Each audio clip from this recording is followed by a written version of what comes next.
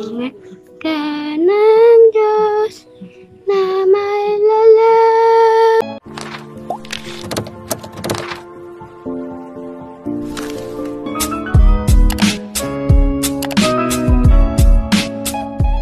Isang mapagpalang araw mga kalingap, mga kaibigan. Nandito tayo muli sa isang barangay at dito pa rin ito sa Donsol, Sorsogon. At mayroong inilapit sa atin na isang PWD. Isang PWD. Kaya mga kalingap, mga kaibigan, ating aalamin. At ayan, kung nakikita ninyo itong ating nasa likuran, ay nasa gitna tayo ng palayan. Ayan mga kalingap, mga kaibigan. Palayan. Di ba? At doon sa area na 'yon, doon tayo papunta. At ito daw po ay nakitira lang magkapatid. At ang kapatid, yun nga po ay isang PWD. Kaya mga kalingap, mga kaibigan, tara, samahan nyo ko para malaman natin kung ano ang kwento ng babaeng ito na isang PWD. Ayan mga kalingap, nandito tayo. Ayan. Tao po, ate. Asan yung ano nila? Yung isang nag-ano dito, yung ano ba yung kapatid?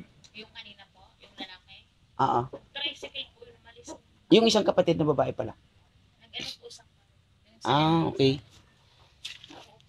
Ate, kumusta? Mabuti. Ano pangalan ni ate?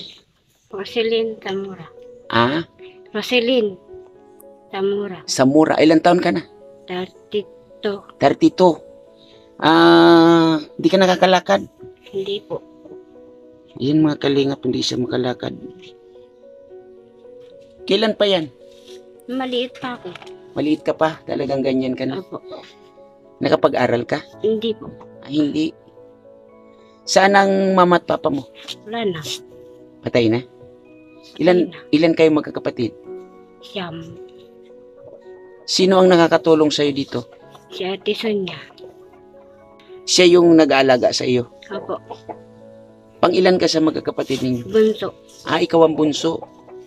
Hindi ka nakapag-asawa? Hindi. Gusto mo mag-asawa? Ayaw, hindi kaya. Hindi kaya? Bakit?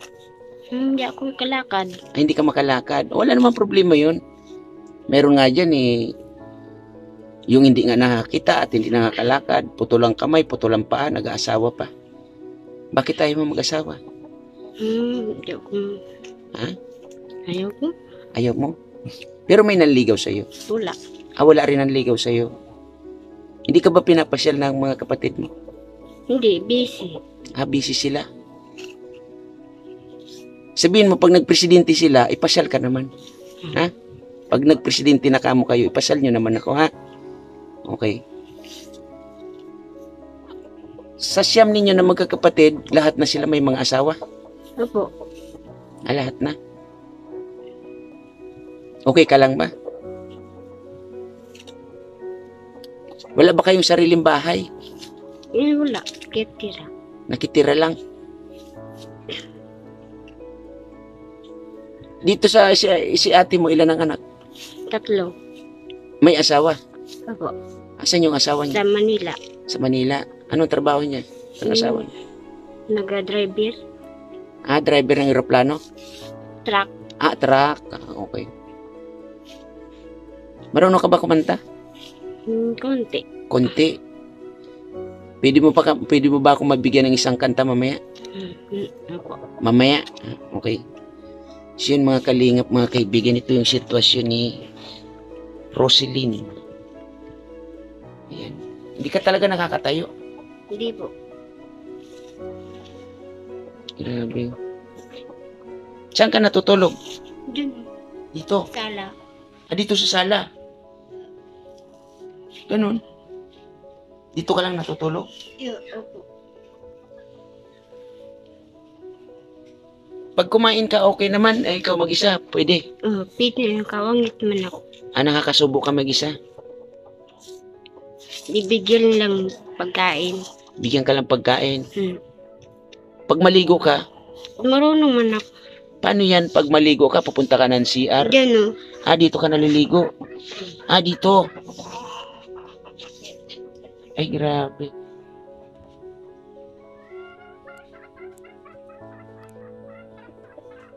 So, ibig sabihin, pinatira lang kayo ng pinatira lang kayo ng kapatid nyo dito sa bahay no to. Opo. Sa mga magulang nyo, wala kayo sariling bahay dati? Wala rin. Wala po. Anong gusto mo sa kasakali? Hmm. Yung pagkain, pira. Pagkain sa kapera? Hmm. Asawa ayaw mo? O Ayaw. boyfriend ayaw mo? Niya ko igaan. Wala kang higaan?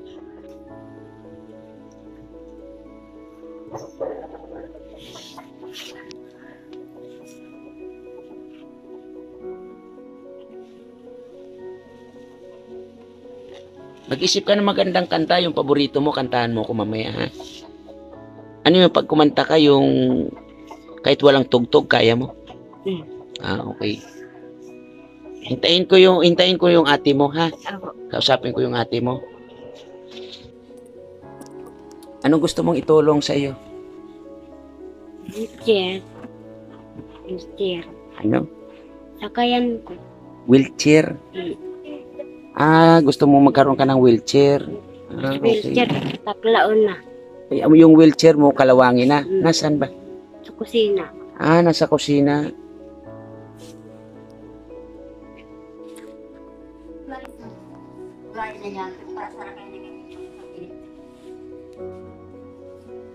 Dito ang ano nila, lutuan. Oo, yan. Ito yung kusina nila. Oo. So ibig sabihin, hindi sila ganong ano. Sino ba yung... Inayos ng ano niya, ate. Ni ate ng ano, suba. Yan yung wheelchair niya. Oo. Yan o. Ay, oo nga. So hindi na yung nagagamit. Gagamit pa. Ano gagamit pa naman yan, ate? Anong pangalan, ate? Anong pangalan? Furling. Ferly. Kaano-ano mo si ate Roselyn? Tita po. Atiyahin mo. So, ikaw nag-aaral ka? Ay, graduate na po. Graduate. Anong course kinukuha mo? Edok po. Edo ka. So ngayon Edo ka na? Ay, hindi pa po. Hindi pa. Mag-take pa lang po. Okay. So, sa palagay mo, Ate Ferly, ano yung pwedeng itulong kay diyan sa tita mo na si Ate Roselyn? Sa palagay mo lang, Siguro sa education po. sa education. Opo. So, hindi ba talaga siya nakapag-aral? Ay, hindi po. Pero nag-try din siya mag-aral o pag-aral. Tinuruan lang po siguro ng mga tita ko po. Pero di Okay. po siya nakapunta sa paaralan. Yung may-ari ng bahay na to, kaano-ano mo rin? Tita ko pa din po. Asan siya ngayon? Sa Legazpi po. So wala siya dito. Opo. So, ang nakatira dito is tita mo rin. Opo. Nakapatid din Nung nasa Legazpi po. ni Ate Roselyn. Opo. So, ibig sabihin, patira sila dito Opo. ng kapatid. Ano yung kabuhayan nila nung nag-aalaga kay Ate Roselyn, yung kapatid niya? Wala po. Parang ano lang. Housewife. Housewife. Opo. Ano yung trabaho ng asawa nito? Driver po sa Manila po. Wala siya dito. Opo. Ay, ganun. Ilan ang anak din nila? Diba? Tatlo. 3. Tatlo may nag-aaral din. Opo. Lahat po. Okay. Kasi, nasaan kaya siya? Saan, nanay? Sa ano? Dito sa palengke. Nasa palengke. O, yun nga sabi ni Roselyn. Sa palengke. So, ang ano sa kanya, yung, anong tawag nun? Education. Then, ano pa, sa palagay mo, ano pa? Maliban doon. Mga equipment po. Gamit niya. Equipment para sa, Like po sa ganito po. like ng ganito, wheelchair. Okay. Gusto mag-school, pwede mo. Ibig sabihin, kung, Gusto turuan ng ano sa niya, maka-eskwela yan. Katuro. Tuturuan ng ano. saan natutunan mo, Ate Ferly? Kasi, di ba, nag-aral ka ng Edo, College na tapos. di ba, tapos ka na rin. Sa ganyang situation ni Ate Roselyn, ng tita mo, kung sakasakali, pwede pa siya mag-aral. Pwede po. Okay. Mabata pa. There's a room for improvement po. Ayun. Bata pa siya. Okay. So, Ate Ferly, maraming salamat at nakabigay ka ng konting info dito sa tita mo na si Ate Roselyn. So, ang pinaka-importante sa kanya sa ngayon ito, Yes. Para maipasyal-pasyal siya, no? Nagpapasal niya sa simbahan, hindi doon sa ano. So itong bahay na to, hindi talaga napapaayos at ganito talaga siya. Nakakapaayos pa lang po. Ah, okay. Kapag sa paano, kapatid niya ni sa Ligaspe. Kasi Mm. nilulubot na niya. Mm-mm. Nagkata. Ah,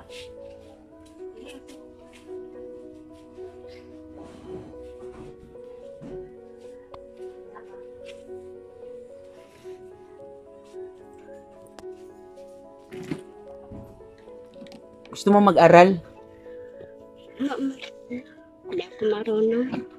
Hindi, tuturuan ka naman. Pero gusto mo mag-aral? Wala maatid. Walang tagahatid. Mga busy ang kapatid ko. Mga busy. Hindi nga, pag naging presidente na isa man sa kanila o dalawa sa kanila, so hindi na sila busy, pwede ka nang ihatid sundo sa paaralan. Pero gusto mo mag-aral? Pira. Wala rin pera. Ay, ganun. Gasto.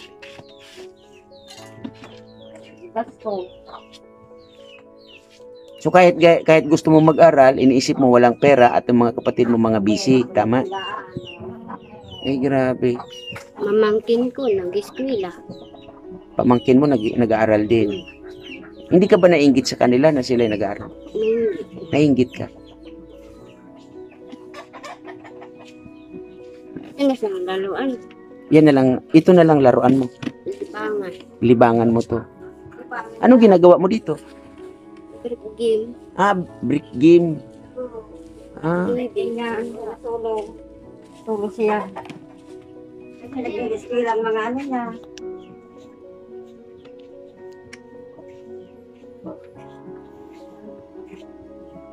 Gusto ko sanang maano yung kapatid nito na nag-aalaga sa kanya. Wala naman. Wala stress yata. May kanta ka nang naisip. Pwede kanta ka. Ito yung magkanta. Iya. Huwag ka mahiya.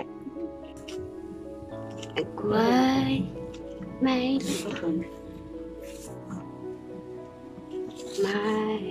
bukas pa sa iyo buhay.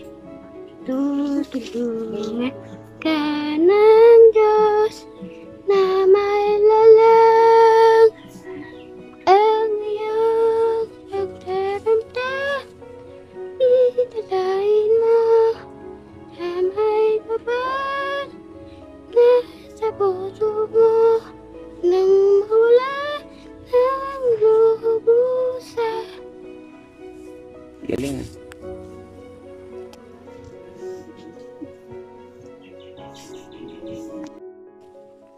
Kinakabahan ka ba? Bakit? Mamakap. Te, huwag ka dito, te. Anong pangalan ni ate? Sonia po. Sonia. Ilan taon na ate? 40. 40. Opo. Kaano mo si ate Roselyn? Kapatid ko po siya. Sabi niya siya yung pinakabunso, tama? Opo. Yung mga magulang yung ate, patay na. Patay na. Sinong mas nauna, tatay or nanay? Nauna po yung tatay. Yung nanay niyo kailan namatay? Ano po siya? Mga 8 years na po. 8 years na. So nung namatay yung mama ninyo, kanino si ate Roselyn napunta? Bale, ako na lang po, ako po talaga nag-alaga sa kanya. Ikaw nag-alaga sa kanya. Kumusta naman yung pag-aalaga mo sa kanya? Magmula nung namatay yung magulang ninyo. Sobrang hirap. Bakit ate? Pwede bang may kwento sa amin? Si kailangan siya talagang alagaan, pagpaliguan, tapos yung mga dumi niya, kailangan mong linisin. Yun po, tapos kung pakainin mo siya, bibigyan mo siya kung nagugutom, bibigyan ng tubig. Yun po. Di ba siya nakapag-aral? Bakit ate? So, noon po kasi wala siyang mahirap po siyang kung paano mag-aral. Wala siyang gaya ng wheelchair. Mahirap, medyo malayo po ang school. Oo nga kasi medyo, ano to no, medyo sulok na no. Okay.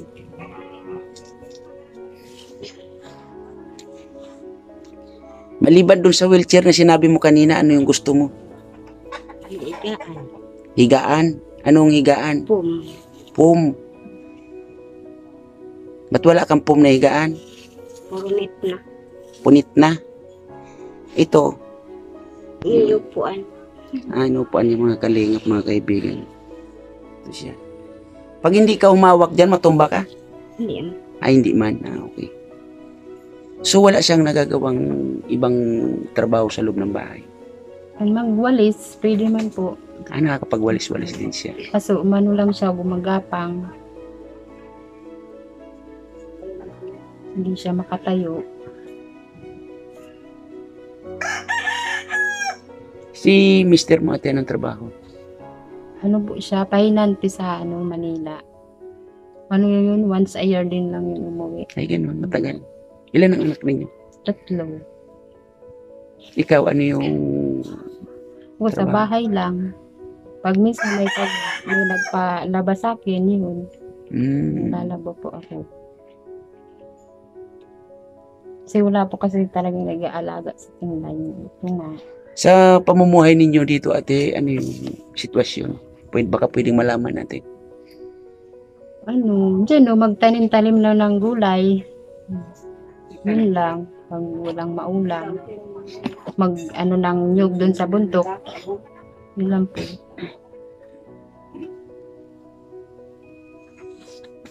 Minsan yung asawa ko, pag yun, ito nga nagpapadala naman, yun po yung nakatulong sa amin. Magkano naman sinasahod ni Mr.? Ano kasi siya, kinsinas, maliit nga lang kasi per biyahe, mga 2,000 ang kinsinas. Yun po, kaya mahirap. May sarili ba kayo? Itong bahay ba na to, ate? Kanino to? Sa ate ko po, pinatiran lang po kami. Pinatira lang kayo dito. Kailan pa kayo nakatira dito? Matagal na po, magmula nung namatay po yung nanay ko. Bakit yung ate nyo hindi na ayaw tumira dito? Doon po kasi sa trabaho niya sa Legazpi, tapos doon din siya nakapag-asawa. Kaya di na po siya dito, bakasyon lang. Sa... Ilan kayong magkakapatid nga? Ano po, 10 po, 10. 8 na lang. 8 na lang ang buhay. May Okay. mga kanya-kanya na po ang pamilya. Doon sa iba niyong mga kapatid, wala bang nakakatulong dito kay Ate Roselyn? Yun po, yung isa lang, yung sa Legazpi, yung may-ari po nitong bahay. Minsan po, magbibigay. Bibigyan ng pagkain. Ay, gano'n. Kasi yun po yung may regular na trabaho.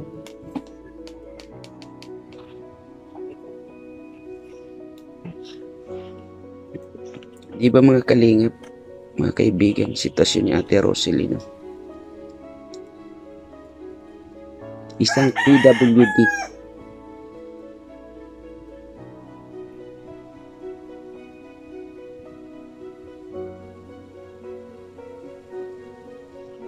Kung sakasakali ate, ano yung pwede mong mahiling sa mga makakapanood sa inyo para kay Ate Roselyn?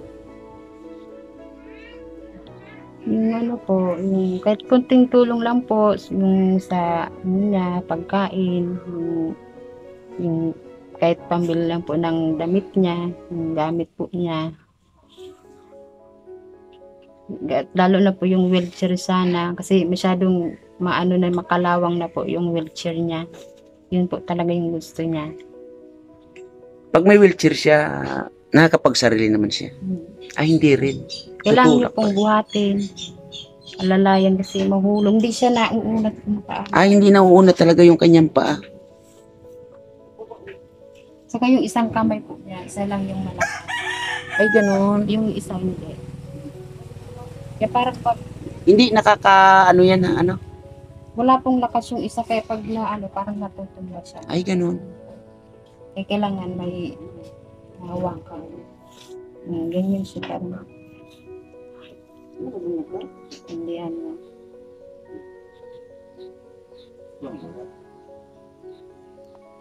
So, yun yung pinaka-importante sa kanya, yung sa pagkain niya, kung ano yung pwede niya pambili-bili, gano'n. Kunting halaga para sa kanya, no? At yung mga damit ka mo. Opo. Bakit wala kang bagong damit? Wala. Magpapasko na, baka pwede. Diyan sa mga kapanood ng ano mo, humingi ka. O sabihin mo, Merry Christmas. Baka naman po pwede. Kahit na 2 pares na damit. Sige. Nahiya ka? Yung mga kalingap, nahiya siya. Bakit ka umiiyak? Nalulungkot siguro siya. No?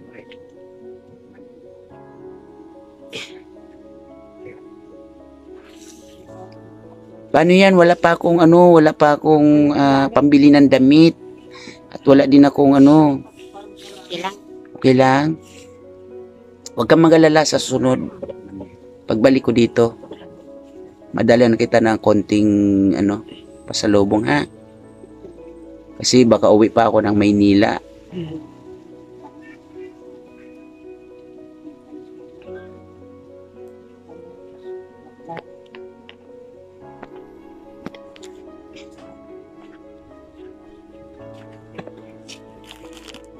Ate, pagpasensya mo na ate.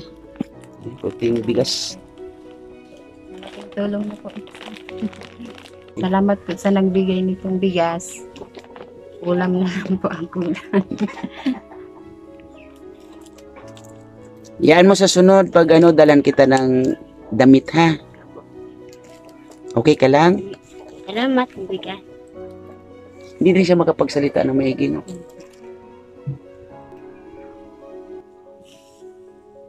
Sunod ulam. Sunod ulam. Anong ulam ang gusto mo? Masarap. Yung masarap. Ah, okay. Huwag kang mag-alala. Pagbalik ko dito, dalang kita ng ulam na masarap ha. Puro kasi sa gulay. Puro sa gulay. Araw-araw kami dito gulay. Ay, ganun. Bira lang mag-isda. Ano.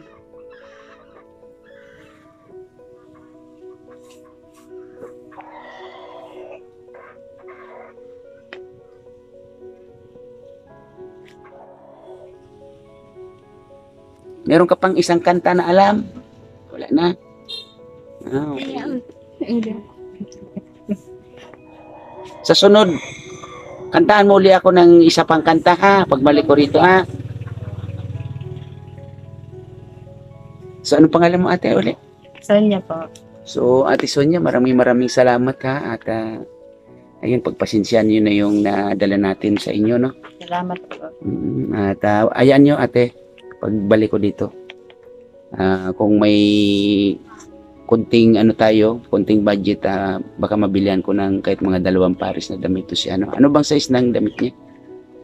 Ano po, siguro, medyo Medium? Ano yung hilig niya? Short or yung Short. pajama? short po. Short lang. Short lang talaga. Kasi pag dito na daw yung tuhod niya. Okay. Labas yan. So, short lang. Apo. Yung digarter. Apo. Tapos pag magchinila siya sa kamay. Kasi para hindi madumihan Kamay niya. Okay na sa kanya, madumi na nga mga kalingap, mga kaibigan, yung tuhod niya. No? Kasi yung dito lalo nito, nagagasgas. Di ba meron naman yan yung parang ginagawang alternative na yung sapin niya? Opo, kaso nabukas na yung ano niya. Ano yung ginagamit niya? Yung parang may ano dito. Foam. Opo. Yan yung pag baka rin ako. Sa mga December, baka balik ako dito ng Salamat. kasi uwi pa ako sa Maynila, no? Baka pagbalik ko dito, ha? Dalang kita ng mga ilang pares na damit, okay? Basta wag kang mag-alala, ha? Dalang kita ng mga damit. So, yung mga damit na yung gusto niya, yung mga maninipis lang. Yung mga ganyan. Yung madaling ubarin, gano'n. So yun ate, maraming salamat again sa pagbahagi ng kwento ng pamumuhay ninyo, no? At sa pagbalik ko rito, huwag kayong mag-alala. Dalan ko ng kunting mga ilang pares na damit ito si Ate Rosalyn. Ayan, anak mo ate. Apo. Ayan, hello. Hello ka dahil lang. Anong pangalan? Stephen. Stephen, no? Gwapo ah. Sige na. Pahinga ka muna. Mag-bless ka. Ayan. God bless. Lagi na dito. So yun ate. Maraming salamat again ano. Salamat po. Oo. Ito din si ate Roselyn. Bye. Salamat.